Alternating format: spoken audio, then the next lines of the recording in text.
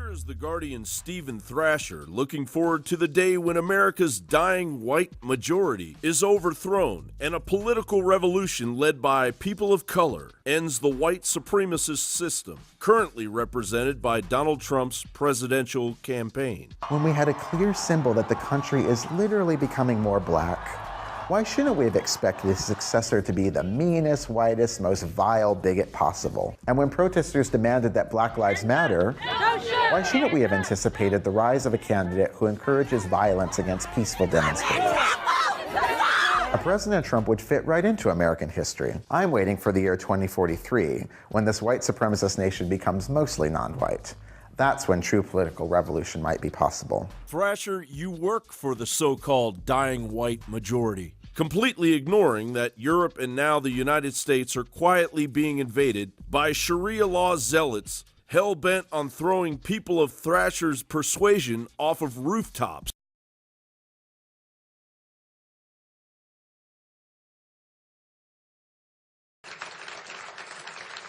We need to tell the truth also about how radical Islam is coming to our shores.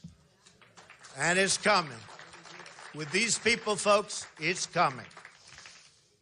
We're importing radical Islamic terrorism into the West through a failed immigration system and through an intelligence community held back by our president. Small U.S. cities with access to affordable housing and manufacturing jobs are quietly receiving the bulk of Obama's invading Islamic Jihad army, stretching unsuspecting local city budgets to the breaking point. Bold statement yesterday on the Alex Jones Show, retired DHS officer and whistleblower Philip Haney explained why radical Islamic terrorists are falling through the cracks despite unprecedented government data gathering. When you encounter people coming back from flights from overseas, or when they're preparing to depart, to go outbound, we call it, to go overseas. We have the authority within the border, a greater amount of authority than the CIA and the FBI combined, to gather this kind of basic intelligence information.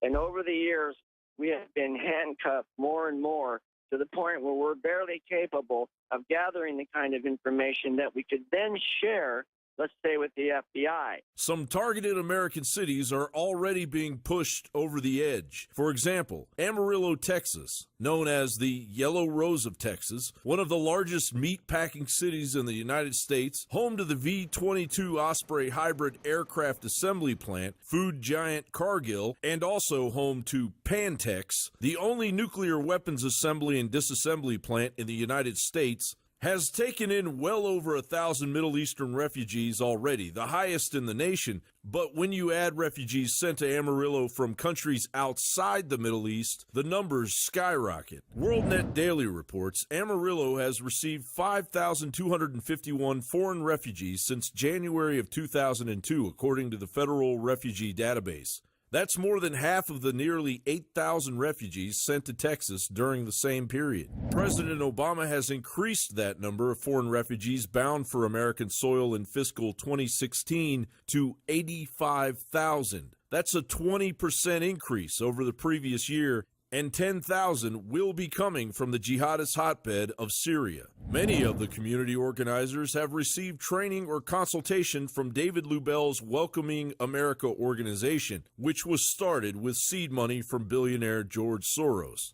Breitbart reported in January of 2016, Amarillo Mayor Paul Harpole said, "We've been a giving community, and it's a huge disservice to bring in refugees in numbers that we're not able to handle. We create small ghettos." The Amarillo, Texas mayor continues. A group of Somalis came in to say that they had elected a mayor of their community. Then another faction claimed they had their own leader. We come to find out that rival tribes, slaves, and masters were being settled together. Amarillo 9/11 calls are now being fielded in 42 different languages. Harpole told Watchdog.org that Washington pays schools only $100 per refugee student per year. He continues, "We have 660 refugee kids who don't speak English, and the U.S. Department of Education says they have to be at grade level within 1 year. It's a ludicrous requirement. They don't even know how to use the bathroom. And while Governor Abbott and the Texas Health and Human Services Commission continue to push lawsuits against resettlement organizations and the federal government for not presenting regular consent as required by federal law, crime levels in Amarillo are reaching levels on par with much larger cities. Amarillo also has the highest rate of reported rape in Texas. The rape epidemic in this world is becoming pandemic. It's not confined to one location. Even the Muslim convert CIA Director John Brennan has declared that terrorists are using the refugee system to infest the United States.